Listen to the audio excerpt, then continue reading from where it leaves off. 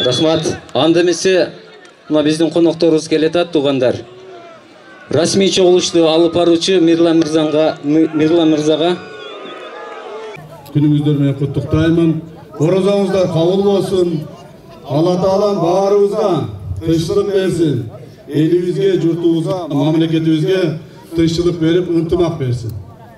Кудай буйурса, бардык маселелер, бардык жакшы өйдөгү маселелердин бардыгы жакшыраак болуп чечилет. Эч кандай ушу орозо күнүндө, орозо маалында бири-бирибизге акарат айтып, жаман сөз айткандан алыс болойлу. Мен ушуну сиздерге чакырам, урматтуу эл журт. Урматтуу аксакалдарым, урматтуу эл журт. Сиздерди бул жерге чогулганыңыздарды мен 2 күн алдын айтканмын. Ушу элдерди чогултула, Куршап жерине барып, эл менен жолугуп, элге өзүбүздүн ой тилегибизди, максатыбызды жеткизип айтып берейин деп атайын келип отурам. Мына апаны отургузуп койгулачы. Апаны отургузуп коюңуз. Стол барбы? Ошондуктан кел. Болду, алып Ошондуктан азыр ызылдабай, алыстагылар жакыныраак келип туруп алыңыздар. Мен бир сөз айтып берейин. Андан кийин урматтуу туугандар, берген суроолоруңарды бересиңер. Мен эч качан өзгөнүн элинде тартипсиздикти, жамандыкты көргөн эмесмин. Ар дайым эл ушул жерде тартиптүү болуп жүргөн, маданияттуу болуп жүргөн. Ар дайым эл ушул жерде бири-бирин угуп, жана маселени чечип жүргөн. Биз бири-бирибизге душман эмеспиз, дагы бир жолу айтайын. Мына көрүп атам, бир 5-6 жаш балдар чыгып алып туруп өзүнчө мындай агрессивдүү болгондорун. Мен силерден суранам, урматтуу туугандарым, эл журтум. Сабырдуу болуңуздар. Мен баарын айтып силерге түшүндүрүп берем. Анан суроолоруңуз болсо бересиздер, атайын келдим мен силер менен жолугайын деп. Ошон үчүн мен жооп беремин, эч жака кетпеймин. Акыркы суроолорго жооп бериче ушул жерде турамын силер менен. Анда угуп туруңуздар. Урматтуу тууган балдар, саңдайраак турбайсыңар.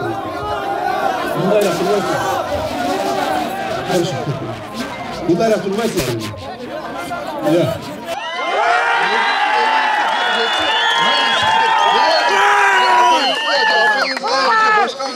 Үлүш деген жерлер Ата-бабама ашылбай сүйлө. Дагы бир жолу урматтуу эл журт, урматтуу Куршаптык туугандар, дагы бир айтып коеюн. Тынчтаныңыздар, тартипти сактаңыздар.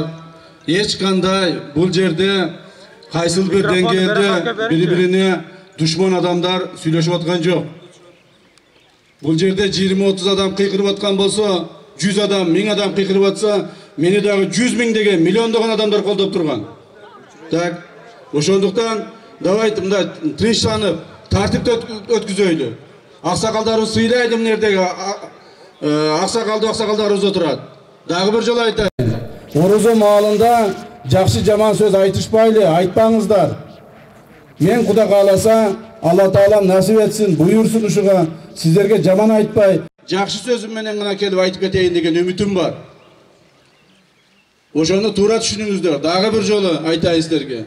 Анан могул жерде бир жигит чыгып алып жана микрофонду алып сүйлөп атканда, менин атама, апама асылбагыла. Атама, апама асылганды көрдүм неде. Тай атаман бери, чоң атаман бери асылып атат. Аларга асылбагыла. Менин атама асылгандын тилини жулуп любоймун. Менин атам, менин апам асылгандын. Любоймун тилин жулуп аламын. Асылбагыла мен апама. Урматтуу эл журт, урматтуу айтып атпаймынбы? Могул жерде бир 20-30 негатив жанагыдар бар экен. Дагы бир жолу айтып коеюн балдар. Асылбай, жаман сөз айтпагыла. Урматтуу эл журт, мен Кыргыз мамлекетинин чегараны тактоо боюнча делимитация, демаркация маселелерин аныктоо боюнча комиссиянын төрагасы катары силердин алдыңыздарга ошол комиссияны жүргүзгөн иштерини түшүндүрүп берүү үчүн келдим.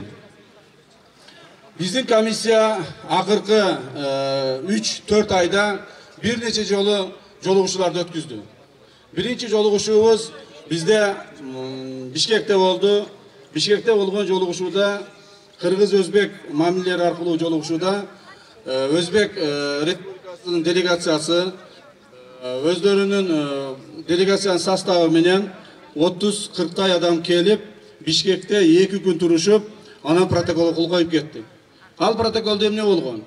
Ал протоколдо мындан ары ошол делимитациялоо, демаркациялоо иштерин тездетүү, чегара маселелерди эртерээк чечүү боюнча маселелер кабыл алынган.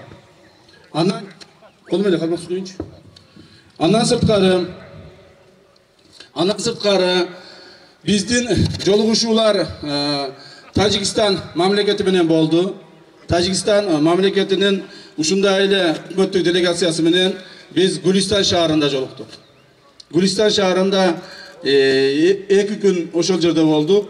Бирок Гүлистан шаарында биз протокол кол кое алган жокпуз. Себеби Тажикстан Республикасы менен талаштуу жерлерибиз көп болгондуктан алар эч кандай бир пикирге келе албады. Эч кандай алар менен ошол жерлерибиз боюнча кандай тартипте иш алып барабыз пикирге келе албады. Алар биз тааныбай турган, биздин мамлекетибиздин кызыкчылыгын коргобой турган шарттарды коюшту. Жана биз дагы ал шарттарга макул болгон жокпуз. Ошентип биздин Тажикстан менен болгон өкмөттөр аралык делегациябыздын иши протокол менен жыйынтыкталган жок. Эми андан соң биз Ташкентке бардык. Алар бизге келди, эми биз Ташкентке барабыз. Өзү жобосу ошондой. Бир бизде болот, бир аларда болот. Анан кайра бизде болот.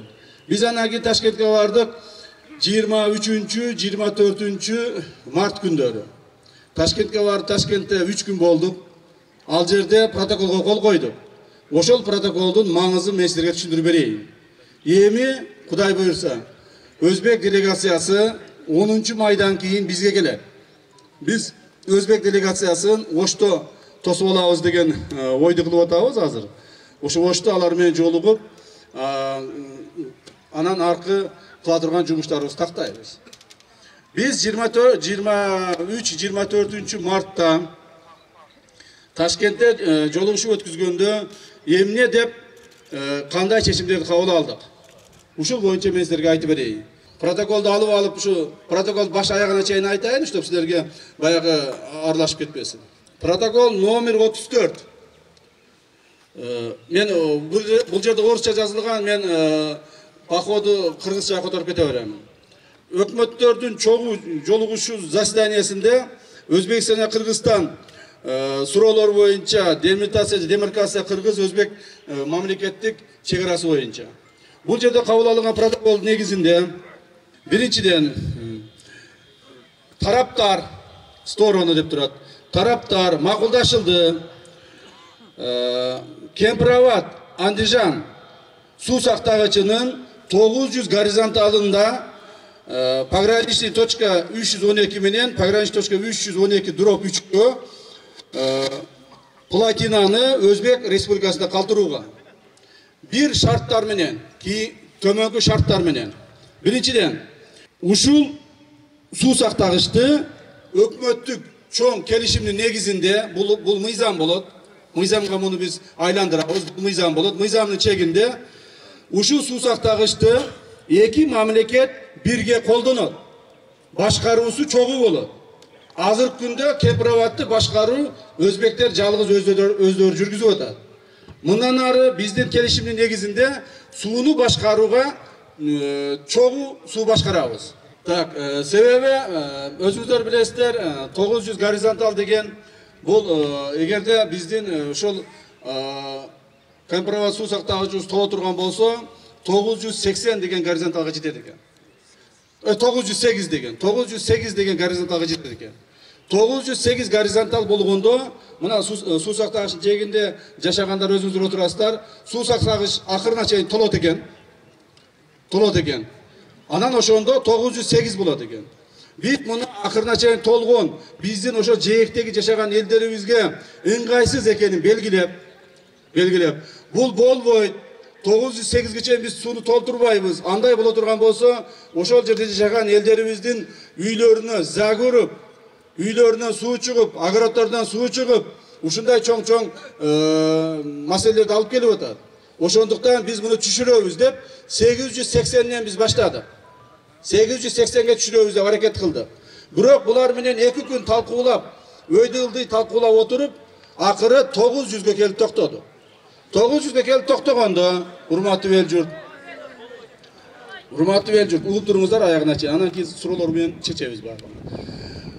Урматтуу эл журт, 900га келип токтогондо жээктен, кээ бир жээктен, эми бул баягы жээктин ичиндеги суудагы жерлердин рельефине караштуу болот экен.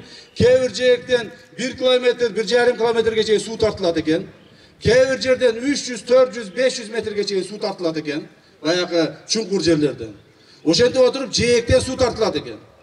Ошол жээктен тартылган сууну биз эсептеп отура турган болсок, баягыдай суу толгондо үйлөргө зак болуп, үйлөрдүн ичинен агороттордон суу чыгып, жанагыдай дренаждар толгон маселе ушул менен чечилет экен. Ошондуктан биз ушул 900дан өтүп кетпеш үчүн, 900дан бул көбүрөөк булар көтөрүп жибербеш үчүн атайын биргелешкен башкаруу системасын киргиздик. То есть Компроватта биздин кыргыздардын жана өзбектердин ошону башкарып текшерип отура турган адамдар отурушат. Бул мыйзамга кирет. Мыйзам чегинде. Анан кийин экинчи шарты. Эгерде биз ушуну жасасак, жасай турган болсок, экинчи шарты бар. Экинчи шартты койдук. Өзбек тараптан кыргыз мамлекетинин граждандарына толук бойдон сууга колдонууга мүмкүнчүлүк берилди. Доступ к воде дейт. То есть толук мүмкүнчүлүк берилди. Бул эмне деген мүмкүнчүлүктөр? Бул деген малды сугарса болот. Адамдар толук бойдон сууга түшө алат.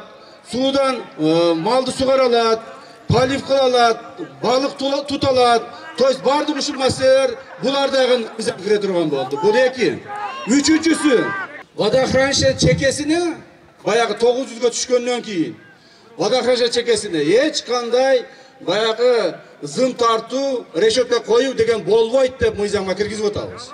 Өзбекстандан дагы дополнительно биз алып атабыз 900га түшкөндөн кийин 908де чаша толгондо биздин 5725 гектар жерибизди ээлейт экен.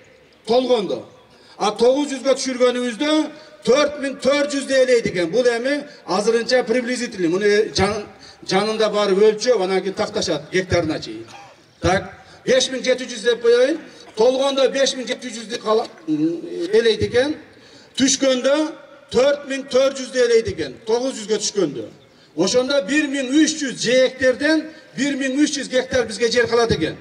Ошо калган жээктерде калган жерлерди жергиликтүү бийлик органдары ошол айыл өкмөттөр менен кошо аны өзүңүздөр карайсыздар.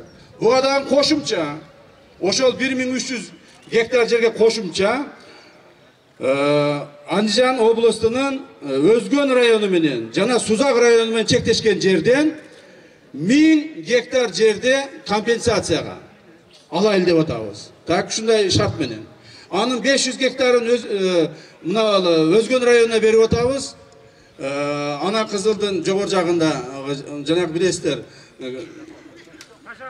Ташакурдан.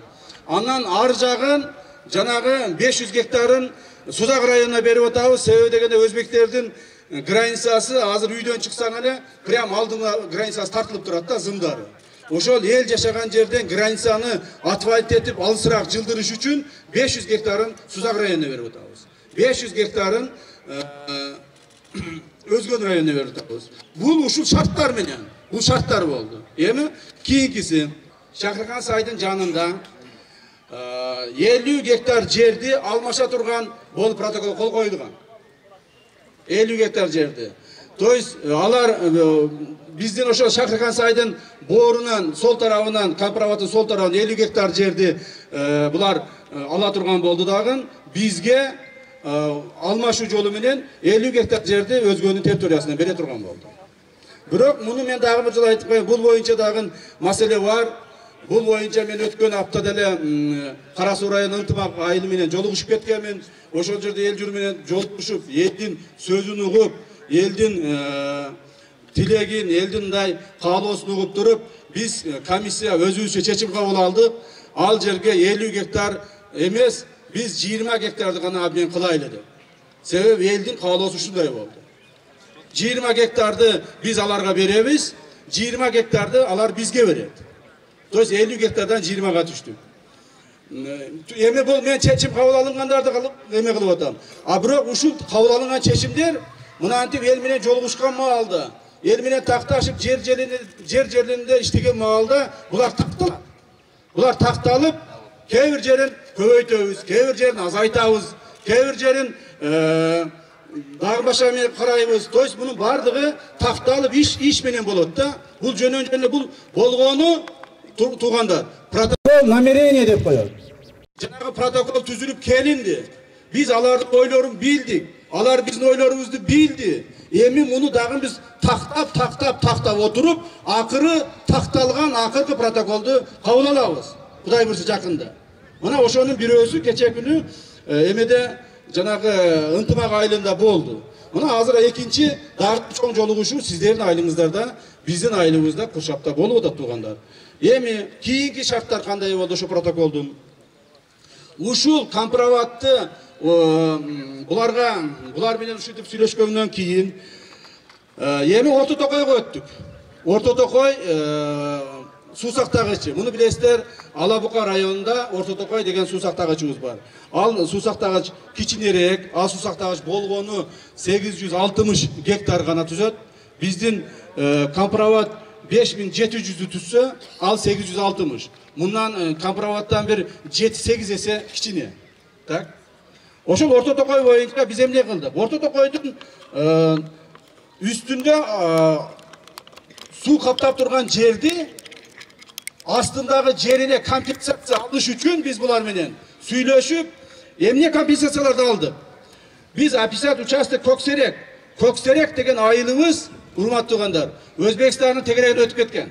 Ошо баягы 50-60 жылдары өзүңүздөр билесиздер, көптөгөн убактарда баягы бир мамлекет болуп турганыбызда көптөгөн жерлер колхозу менен совхозу менен миңдеген гектар жерлер өтүп кеткен.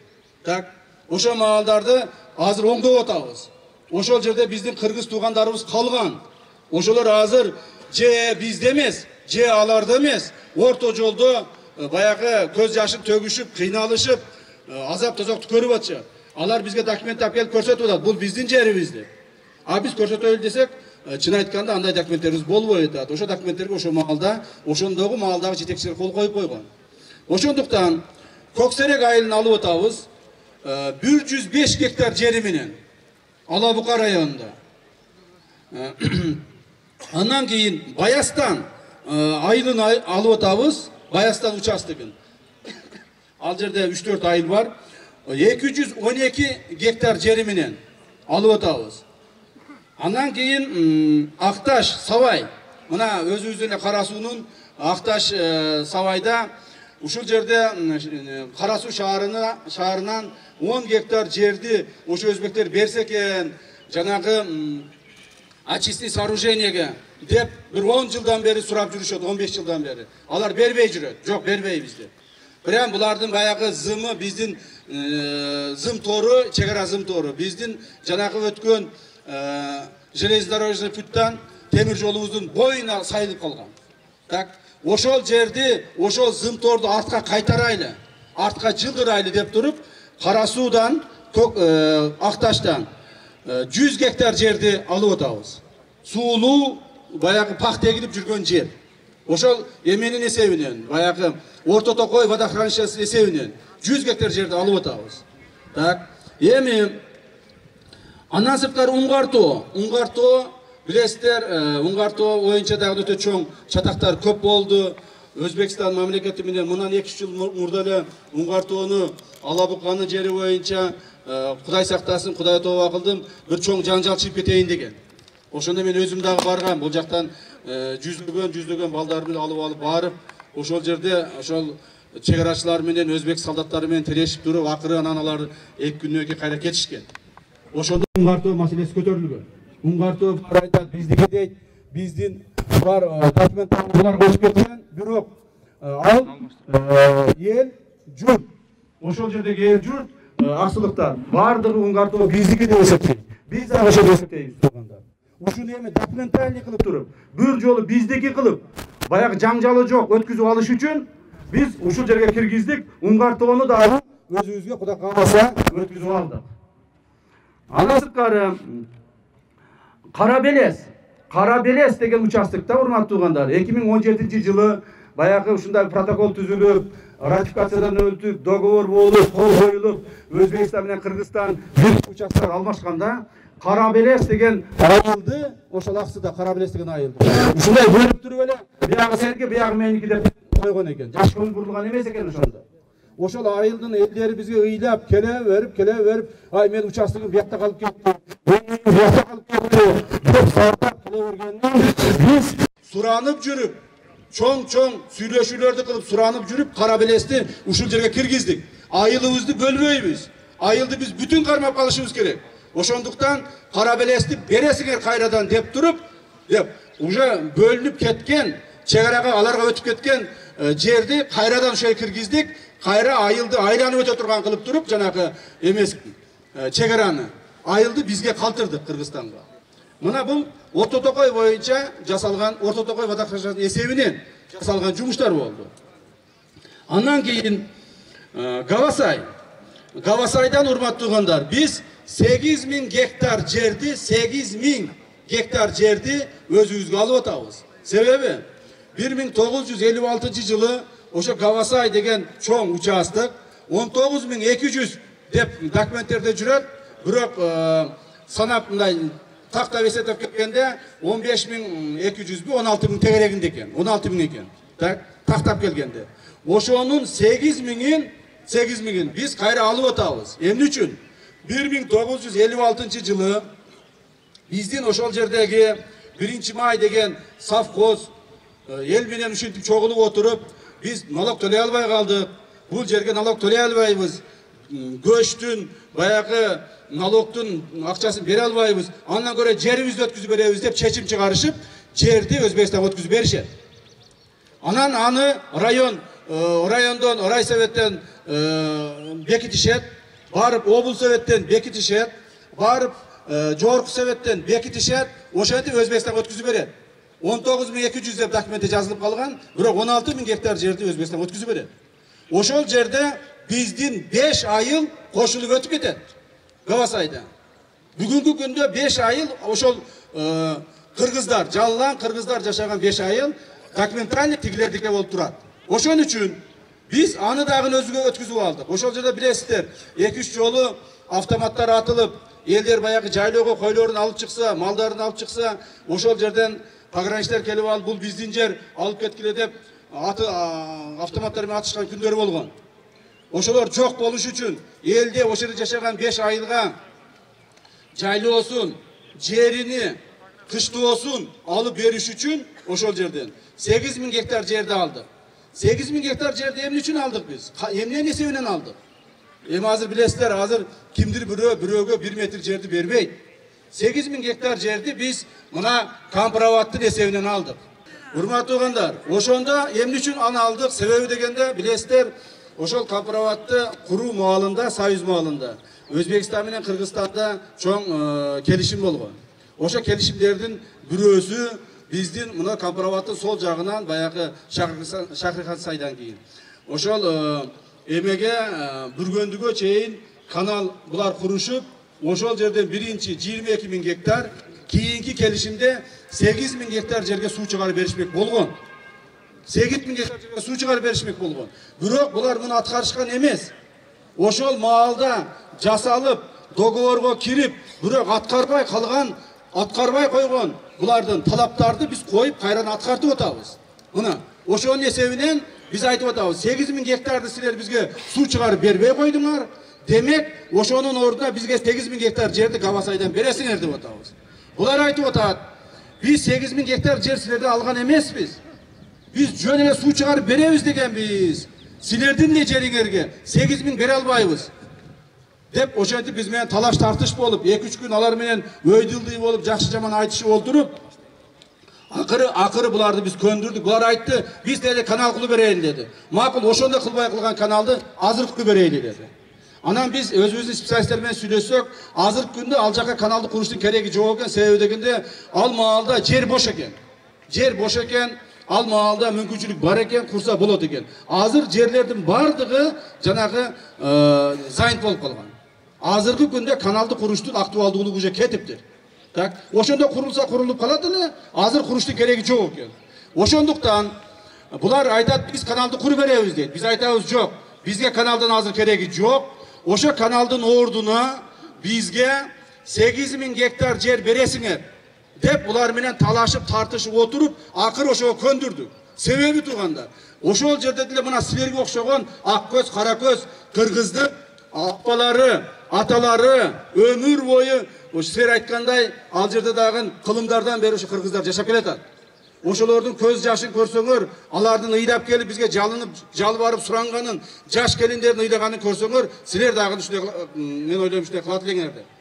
Ошон үчүн 8000 гектар жерди биз ушул каналдын эсебинен, сол жээкте курулуучу каналдын эсебинен Гавасайдан 5 айылга кыштоо, чайыт кылып 5 айылга жерин алып бердик. Так, ошону сүйлөштүк. Эми дагы кеткенде. Дагы кайсы иштерди аткардык, мен ошону отчет берип атам дейм силерге, ошо протоколдор эмнелер жазылган. Чечме боюнча. Эми чечме боюнча мына Кадамжай районунда Чечме деген биздин ыйык кыргыздардын булагы бар.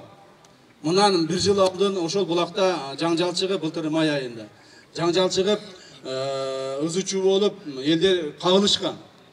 Чечмени мен барып көрдүм. Чечме, урматтуу туугандар, 2 сотук жерде турат экен. 2 сотук жерде турат экен. Ошол чечмеден чыккан суунун, эмукму сонун бир булак суу чыгат экен. Ошонун чыккан суунун 80% өзбектерге агып кирет экен, 20% кыргыздарга агып кирет экен. Эми бул 2 сотук жер. Бирок анын баалуулугу эмнеде болуп атат? Анын баалуулугу ошо чечменин тегерегинде биздин ата бабаларыбыздын мүрзөсү бар экен. Ошол чечме кылымдардан бери биздин Кыргызстанга карап келген экен. Жакынкы эле убактарда кайсыл бир может быть 20-30-50 жылдын арагында эле ошо нары жактан көчүп чыгышып, чечменин тегерегин бүт ошол башка мамлекеттин адамдары ээлеп алышты. Атак бул жер биздики болуп келген экен. Ошондуктан булар дагы сурады чечмени, биз дагы сурадык чечмени. Негизинен чечме боюнча 2 сотук жер боюнча биз бир келишимге келе алган жокпуз. Мына ачык айтайын. Бир келишимге келе албай калдык. Бирок акыркы маалдарда мен 1-2 жолу сүйлөштүм. Биздин комиссиянын мүчөлөрү да сүйлөшүп атат. Буюрса чечмени чечебиз го деген чоң үмүт пайда болду. Буюрса. Эми бул жолугушуу болгондо, кол коюлганда, макулдук алганда гана айтылат. Ошондон азыр муну аяныча айта албаймын. Чечме азырынча 2 гана сотук жер общего пользования, то есть чогуу колдонобуз деп гана калтырып койдук азырынча. Эми ал жерде жок, муну бүгүн чечпесек андай болот, мындай болот деп уруш-талаш кылып атат. Себеби көптөгөн мына жерлерди алып атканбыз. Эми экинчи эмне кылдык? Андан кийинки ушул протоколго жазылгандарды айтып берейин. Экинчи 1 апрелден баштап Сох анклавын билесиз. Биздин территорияда ортосунда жайгашып калган Сох анклавы. Сох анклавына кайтпас жана өтүкчү деген биздин постторду ачуу. Постторду ачканда кандай болот? Ал жерде постторду ачканда, урматтуу туугандар, бул адамдардын гана өтүш үчүн, жеңил машинелердин гана өтүш үчүн жана микроавтобустардын 20 местага чейин гана адамды отургузуп өткүзүш үчүн. Ал жерден грузовойлор өтпөйт. Анан ал жерден ошобу буларга эми ошол сокто жашаган элдерге шарт түзүп берели. Эми биз эки эл Өзбекстан менен Кыргызстан азыр жакшы мамиледе болуп атабыз. Бири-бирибиз менен мындай бир алар айтканды биз жасап берип, биз айтканды алар жасап берип ынтымак болойлу деген максатта ал жерде мына өтүп туруш үчүн гана биз ошо эки пост ачтык. Кайтпас менен өтүкчүнү. Өтүп туруш үчүн гана. Муну кээ бирлер айтып беришти, ошол жерден сокко коридор бериптир, жерибизди берип бериптир деп. Андай эмес туугандар. Андай эмес. Ал жерде азырынча КПП деп коет баягы. Өткөрмө пункттарын ачып койдук. Азырынча. Өтүп атышат, ошол эле. Эч кандай жер, эч кандай жол эч кимге берилген жок. Анан сырткары пункт пропускалардан эми Өзбекстан менен Кыргызстан жакшы болуп аткандан кийин ушундан пайдаланып, мына биздин урматтуу президенттерибиз Садыр Нуркожоевич Жапаров менен Шавкат Миромонович Мирзиев чогулуп сүйлөшүп, анан ошонун негизинде мына биз ишти баштаганбыз да. Эми ошонун негизинде мындай болду туугандар. Биз кээ бир постторду пункт пропускаларды ачайын деп атабыз. Машиналарга, чоң машиналарга бардыгы элге ачык кылып пункттарды ачайын деп атабыз Өзбекстан менен. Кантип? Кайсы пункттарды? Биринчиден Кара суун ачабыз. Ошо келишимге келдик. Кара сууда. Билесиздер, Кара суун жаап салган, бай көпүрлөрүн алып жаап салган. Кара суун ачабыз. Экинчиден Беговатты ачабыз, мына Сузактын Атабеков айыл өкмөтүнөн. Беговатты ачабыз. Андан келгенде эле мына ынтымакты ачабыз Кара суудан. То есть эми өзгөндү айланып өтүп, мына Куршапты айланып өтүп, мына ол жерде көрүп канчалаган чоңдогон мындай көптөгөн мындай авариялар болуп атат, адамдарга зыян келип атат, машиналар жолго батпай кетти, кыйналып атабыз. Ошондо эгерде түз ачпай турган болсок, мүмкүн ушул азыркы поток кичине бир азайып калат. Кичине азайып, жолдорубуз да бошоп калат. Ошо түз ачуу жолун сүйлөштүк. Андан сырткары Кеңсай. Кеңсайды сүйлөшүп атабыз. Бул Кеңсай Бүргөндүдө, мына эмедеги Нокен Шамалды сайдагы ошол Наманган облусунан жалаң Кеңсай пункт ачып атабыз. Ошол жерден эмелер өтүп чыгат. Жанагы жер жемиштер, тияк-бияктар чыгат. Ошолорду чыгара турган чоң пункт ачып атабыз. Так. Андан сырткары Сейдикум пунктун ачып атабыз. Бул адамдар өтүш үчүн гана, мына базар көргөндөн тигел Арсланбабка туристтер барыш үчүн. Алар бардыгы жабылып калган азыр. Эми тургандар, Кампироватка кайтып келели эми. Мына Кампироватка кайтып келдик. Кампироваттан булар бизге 5700 жерибизди ээлеп, суу менен ээлеп, анан ошонун 4127 гектарын ошо маалда бизге берген экен. Ошо маалда. Менен кайсы айылдар болуп калды, ошону айтып берейин силерге. Мына Көктала, Кадамжай району, Баткен облусунан 758 гектар жерди алыптыр Кампироват эсебинен. Гүлбион, Кадамжайский районунан 255 гектар жерди алыптыр. Ал жерлерде азыр чоң-чоң айылдар, эл журт жашап, отурташып калган айылдар. Араван районунан Эсенбай дейт, пакта үчүн. Ошол участоктон, ошол айылдан 148 гектар жер беришиптир. Нокен районунан, Жалал-Абад облусунан, Ынтымак, Үчкөргөндөн 1088 гектар жерди бериптир. Бул деген баягы Ош-Бишкек жолу менен кетип атканда Нокенге киргениңиздерде азыркы Ош-Бишкек жолу дагы, мурда ошо Өзбекстанда болгон экен. Кампироваттын эсебинен бизге өткүзүп берген экен. Эми андан кийин Аксы районунан, урматтуу туугандар, ошол Кампироваттын 4127 гектар жери каерден берилген сиздерге мен айтып атам, ошо билип алыңыздар деп атам. Силерге гана керек, Кампироват боюнча сөз жүрүп атат. Кандай керек эмес сизге? Кандай керек эмес? Баарыбызга керек. Бул мамлекеттин иши, бул баарыбызга керек. Так, Аксы районунан, урматтуу туугандар, аэропорт, Аксы район аэропорту. Ошол жерден Кербен шаарын билесиздер. Кербен шаары аэропорттон 401 гектар жерди ушул Кампироват эсебинен биз алганбыз. Биздин жер болду. Участок Жетиген деген участок бар, ошол эле жерде Аксыда 113 гектар жер. Участок Падышатада 5 гектар жер. Участок Соготто 52 гектар жер.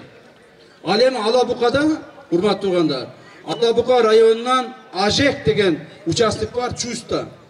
1307 гектар жерди алган экенбиз.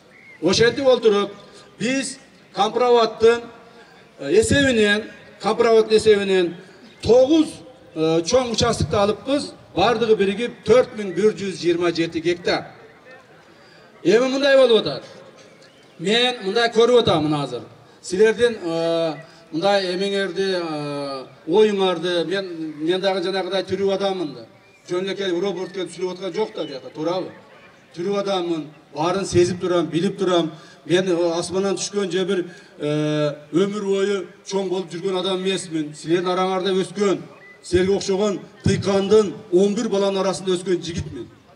Так, ошол мен атам дагы бая бир бала айтып кетти го, атаңыз апаңыз деп. Мен атам дагы өмүр бою тыйкан болуп 11 баланы чеке пешине теримен өстүргөн. Апам 11 баланы төрөп баатыр эне болгон. Ошондуктан мен аларга сөз тийгизгим келбейт. Ошон үчүн силердин оюңарды, урматтуу туугандар, урматтуу эл журт, мен билип сезип турам. Камправатты бербейбиз, ушул ойдан калсын деп атасыңар, туурабы? Эми угуп тургула, токтоп. Эми угуп тургула. Урматтуу эл журт, макул, мен ушул силердин Куршап элинин, Куршап жергесинин ушул каалоосун биз четке кага албайбыз. Себеби туугандар, биз сиздерге окшогон, силер шайлаган, силер алып келген, Алла Тааланын буйругу менен сиздер алып келген бийликпиз біз. Биз асмандан түшкөн бийлик эмеспиз. Же биз болсо бир басып алган бийлик эмеспиз. Силер бизди өзүңөр алып келгенсиңер. Ошондуктан туугандар, элдин талабы, элдин бүгүнкү күндөгү суроосу биз үчүн эң негизги талап. Камправатты бербейбиз дедиңерби? Камправатты бербейбиз. Болду. Эми камправатты бербеш үчүн угуп тургула. Камправатты мына мен макул болдум. Комиссиянын, мамлекеттик комиссиянын төрагасы катары. Камправатты ушул бойдон калтырабыз. Азыркы бойдон. Камправаттын үстүнү жана граница кылып, ушул граница силердики деп Өзбекстанга өткүзүп бербейбиз. Так, эми калган иштерибизди биз Аксыда, Алабукада, Баткенде улантып берейлиби? Же токтотуп коелуби? Улантып берейли, туурабы? Мына бул. Эми урматтуу туугандар, бул маселени эмне үчүн мен айтып атам? Мындайда камправатты бербеш чечилдиби? Чечилди, туурабы? Камправатты бербеш чечилди, болду. Эми камправат боюнча мен бир-эки маселе айтып берейин силерге. Так, муну угуп коюңуздар. Ел айтып атабы бербейбиз деп. Значит бербейбиз. Бул силердин жериңер, бул биздин жерибиз, элибиздин жери. Камправаттын эми ошибкасы, мунун катасы туугандар. Качан болгон? Камправаттын катасы, урматтуу туугандар, ошол жылдары бул эми мындан 50 жыл проектировка башталганда 70 жыл болгон экен, 60 жыл мурда ушул нерсе болгон. Мына азыр биздин сууларыбызды алып келип аткан сууларыбызды бuyактан Яссы, тияктан Карадария, тияктан Куршап, мунун баардыгы камправатка куюлуп, топтолуп, анан кийин Өзбекстан өзүнүн тиричилигин кылып атат. Туурабы? Муну эми ачык айтышыбыз керек, болуп аткан нерсе. Бирок камправат бүгүнкү күндө тууганда бизге ушул чекесте жашагандарга эмне пайда берип атат? Эмне пайда берип атат? Айтылачы. Пайдасы жок, туурабы? Пайда берген жок бизге. Эми мына 50 жылдан бери угуп туруңуздар. Мен эми мына экономикалык жагын айтып атамын. Астындагы жерди же пайдалана албайбыз, же үстүндөгү сууга эч нерсе кура албайбыз. Экономикалык жагын айтып атамын. Бизге пайдасы жок болуп атат. 50 жылдан бери ушинтип келатабыз. Эми дагы 50 жыл, эми дагы 100 жыл ушинтип турушу мүмкүн. Башка эмне кылабыз? Айткылачы. Бул нерсе Улуп тургула, эми укпайсыңарбы эми? Сөзгө конок бересиңерби, жокпу? Эми мындан ары туугандар, ушул ойдан калтырабыз, ушул ойдан дагы деле тура берет. Мейли тура берсин. Так, эми биз эмне кылабыз? Биздин алдында Кудай буйрса чоң пландарыбыз бар. Ошо Кампыраваттын мына силер айтып аткан жер бар, астында суунун астында. Бирок анын 4127 гектарын алып койгонбуз, 1300 гектар жерибиз турат ошол жерде дагы. Эми ушуну биз айтылбаган көп нерселер бар. Эми бардыгын ачык айтсаң, азыр мен сүйлөгөнүмдүн бардыгы коңшу мамлекеттерге жана башкаларга кетет. Ошондон көп нерселерди мен мындай ачык айтпай турган нерселер бар. Аны мен ачык силерге айтып бере албаймын. Эгерде шайлоо болгондо укмуш айтып бермекмин анычы. Азыр шайлоо эмес. Же мен бир оппозицияда болгондо, же бир жанагыдай бир иштебегенде укмуш айтып бермекмин. Бирок бир нерсени айтайын. Мына биздин Яссы дарыясы. Яссы дарыясы туугандар. Биздин мурда эле Союз маалында проектси бар экен. Азыр ошону биз дагы даярдап атабыз, кайрадан алып чыктык. Жаңы техникаларды киргизели деп аракет кылып атабыз, кыргыз гипрозор менен. Ушул Яссы дарыясын жогору жактан аркыбетке ыргытканга. Бул андан сырткары ол жерде биздин Кара дарыя, Куршап дарыялары. Биз эми азыр мына жерде жашагандарыбыз, биз түгөнүп суу аягына келгенде ушул жерде жашап атабыз да. Бирок сууларыбыз биздин тообуздан башталып атат. Жогору жактан башталып атат. Канча жүздөгөн километр, миңдеген километр басып келип атат. Ушул Кара дарыя эмени, Куршапты. Буга дагы азыр уже команда бердик. Кудай буйрса, быйыл жылдын аягына чейин кайсы бир деңгээлде проектси даяр болуп калат. Муну биз кыйгаштатып алып кеткенде. Так. Себеби биз мына акыркы 30 жылда туугандар, бир дагы водохранилище да курбаппыз. Бир дагы ГЭС да курбаппыз. Бир дагы же мындай бир чоң бир сууну элге жеткизе турган, талааларга жеткизе турган бир да проект кылбаппыз. Биздин сууларыбыз түз эле аккан бойдон эле агып ылдыйга түшүп кетип атыптыр. Так. Ошон үчүн ушул маселе боюнча азыр чоң проблема көтөрүлдү. Мындан 3 күн алдын биз баарыбыз чогулуп, керектүү жоопкерчиликтүү адамдар, премьер-министрде ушул маселелерди талкууладык. Кудай кааласа, бул маселе уже башталып атат. Андан сырткары Баткенде көрүп атасыздар, чек ара болбой, чек ара бүтпөгөнүн эсебинен тажик туугандар менен биз жакшы жаман айтышып, өйдөлдүй болуп атабыз. Биз чек араны барып эле монтип тартып эле бүтүрүп алабыз деп ойлобойбуз. Андай болушу мүмкүн да эмес.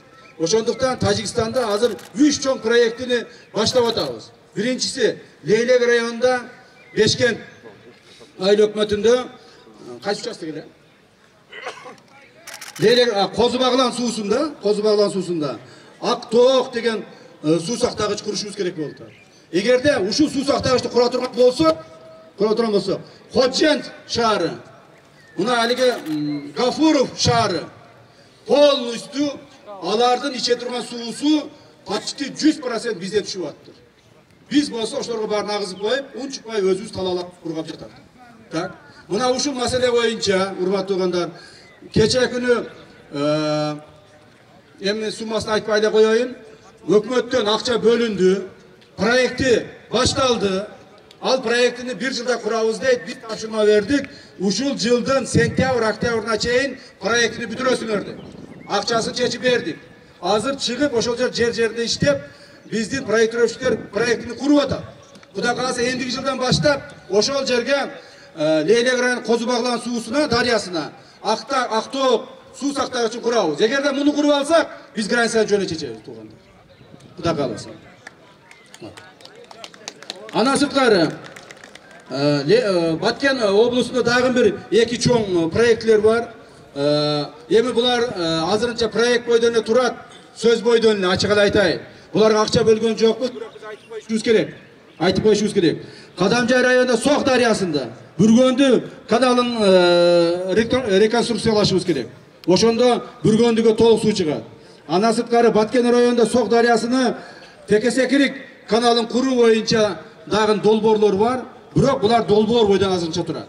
Эң негизги маселе, 2 маселе азыр башталды. Бул биринчи Жазы дарыясы боюнча, экинчи Лейлек районундагы Актоок суу сактагычы боюнча. Кудай кааласа ушуларды баштап ишке киргизип ала турган болсок, өзүбүздүн какырап жаткан жерлер сууга жанагы суу жетет. Ana montip karap turup kökmök kılıp suuğubuzdu agызып başkalarga berбей kalabыз. Oşon үчүн туугандар ушул иштер жүрүп атат. Алар чечилгиче туугандар. Мына силердин каалооңор менен, силердин ушуган элдин талабы менен, силердин талабыңар менен биз Кемпирабад суу сактагычына тийбей турабыз. Тынч болойлу, ынтымак болойлу, бири-бирибизге акырап сөз айтпайлы. Мен ушул жерге отурган аталарыбызды, апаларыбызды урматтап элжүр. Мына мен жөнүндө канчалаган ар түрдүү жалган ушак айымдарды ар түрдүү нерсе таркатып атат. Мына кече bir 3-4 gün bir hafta oldu. Taşıyıp tigel Dubai'dan üye alıptır deydi. Dubai'dan kança milyon dolarga üye alıptır dep çıkarıp internetke jayıp anan janagı haligi atayı uşunday uşaka alıngan adamlar uşunu jetkizip atат. Urmаттуу туугандар, урматтуу эл журт. Men sizlerge aytıp koyayım. Жақшылап угуңуздар. Ооба, men üye aldım. Biz üye aldık. Kayсы üye aldık biz? Ben жақында bir oroza baştalgandan 3-4 günden keyin olsa gerek İspanya'da oğlum 15 yaşar oğlum İspanya'da futbol oynuyor. Levante, Valencia şaharında, Levante klubunda. Oşo balam çalıp kaldı. Ata akam barat de, Thomas degen çoğun oğlum var. Thomas akam barat, uşuğa jardan verip koyumçu de. Ayem ne olup ketти degende kıcalat bol, ben balaga kıcalat bol olsun. 2-3 saatte kelip kaldı. Em ne oldu balam desem, al özü Жалават şaharında yaşaydı. Em ne oldu balam desem aytat, biz deyt. Maga ötkönde bir çay içip oturgan aytıp koydum bile. Rusya'dan bir adam çalıp bir jaranыбыз Rusya'ga varıp oşol jerde üy alabız dep üy bülösü menен köçüp barıp işlep ana oşolda 3 emdүү balalı boluptur. 3 em bala türep. Dagı dile üy jok eкен. Oşoga üy alıp berбейсиңерби, жардам бербейсиңерби деп bir adam çıktı dedi. Oşolda çay içip oturup ele aytıp koydum bile. Görse bular kulağına ilip algan eken keliptir. Ata men deyt, men kiçineke inim, ekinci balam Moka degen. Üçüncü balam oşol Emirhan. Üçөөbüz akça toplop, oşolorga üy alıp bereyil dep atabız. Kiçine akçabız jetpey atат, akça beriңizçi dep surap kelipti. Mına bul Taşbulak Ayıl Hökümetinin Ынтымак деген участкасында Жалават шаарынын чекесинде турат. Anan aytты, makul жардам берейин. Эмне кыласыңар? Ал айтып калды, üy алабыз деп калды. Эмне кыласыңар? Desem aytты, üy alabız. Kандай üy alasın? Sen üyün var go desem, ушул siz aytkan adamga üy alıp bereyil dep atabız. Al adamlar men Russiyaga çalıp baylanıştık, süйлөштүk. Üy alsaňar köçüp kelebиз dep atat. Ушуну köçürüp kelip koyoylучу, uшу Oroza maalында dep baldarım ушинтип suranıp gelişti. Boluptur dep alar men da jardam berdim. Oşentip 2,5 milyon so'mga köp ulalı üyge 3 em törөгөн bir üy bülöge üy alıp berişti. Mına ушул üyde aytıp atsa gerek tуугандар. Ушул üyde aytıp atsa gerek. Başka tуугандар, menin eş jerde ugup turuңуздар. Başka menin eş jerde, çet өлkөdө, çet jerde bir kirpiçim yok. Kirpiçim bolsa, mına Oroza oğuzу men aytıp atam, maga buyurбасын. Oşol uşak çıkargandардын özüne buyursun oşol, alıp alsın oşol. Urmatlı tуугандар, urmatlı el jurt. Men kebirler oylap atsa gerek biylike gelip özgörüp ketti dep. Biz özgöre turgan ubaktan ötüp kettik. Bizdin tamırыбыз, bizdin kanыбыз, bizdin жүрөгүбүz el dep kalgan ayağına çeyin el dep bolot tуугандар. Oşonçan hiç kıçalat bolbogula. Ar bir kılgan işibizdi, ar bir kılgan hareketibizdi el üçün jaşayбыз. El üçün kılabız. Ana muna жерди satıp berdi, suunu satıp berdi, tigini kılıp berdi. Alanda emes.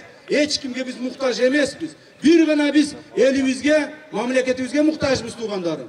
Oşonduktan janagı uşak ayın çıkargandar, janagı jönle жерден adamga köz sıypagandar, uşundan çok degende uşul bir Oroza maalında ehtiyat bolsok. Mına yerde birөө çıkıp aytıp atat, Tayatağının jeribi, Çoңatağının jeribi dep tуугандарым. Menin Tayatam, Çoңatağım, atam, apam bardığı el arasından çıkan adamlar. Men çoğ bolup bir düşüp kalgan jokmун. Oşonduktan menin ata-enemlerge, tuğan uruguma, jakındarıma söz tiygizbesеңizdер de men suranamız derdi. Rahmat barыңыздарга. Surauңuzдар bolsa жооп bereyин. Rahmat. Rahmat. Endi tуугандар, Негизги маселе чечилdi. Uşu менен жыйынтыктайлы. Суроо жооптун кереги жок болуп калды. Туурабы? Elcort, manda rahmat sizge. Akıl Kazakış, rahmat. Akıl Kazakış tуура айтты. Meni çoğu MCS'de çoğu işlegen. Akıl Kazakışты men özüm kadırım kılıp alıp жүрдüm эле. Özümden biraz çoğurak agam деп коем. Урматтуу Elcort, эми мына ысыкта отурабыз.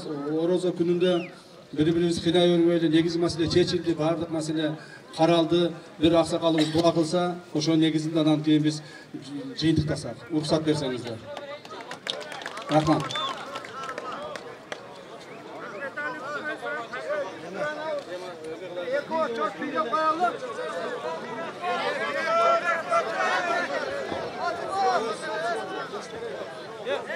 Söz alın.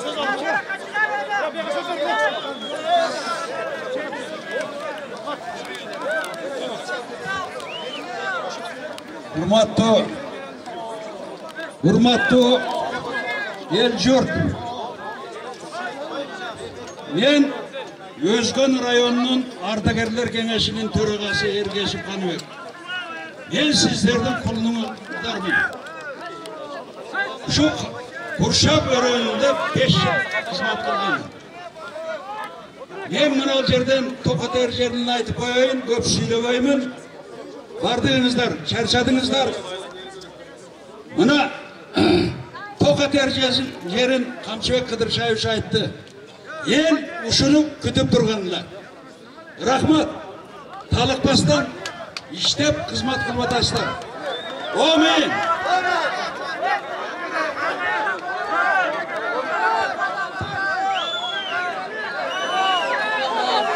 Bana kelgen meymanlar, bana aytılgan yetin talabga çıkarıldı. Kuda kalasa Kamçıbek Kıdırşayev aytkan sözünden kaytmasa gerek diye oylayım. Kuda kalasa el-jurt aman olsun, tinç olsun, daima el-jurtu aman olsun, bardığın işleri iyi girip tıbada versin. Amin. Amin.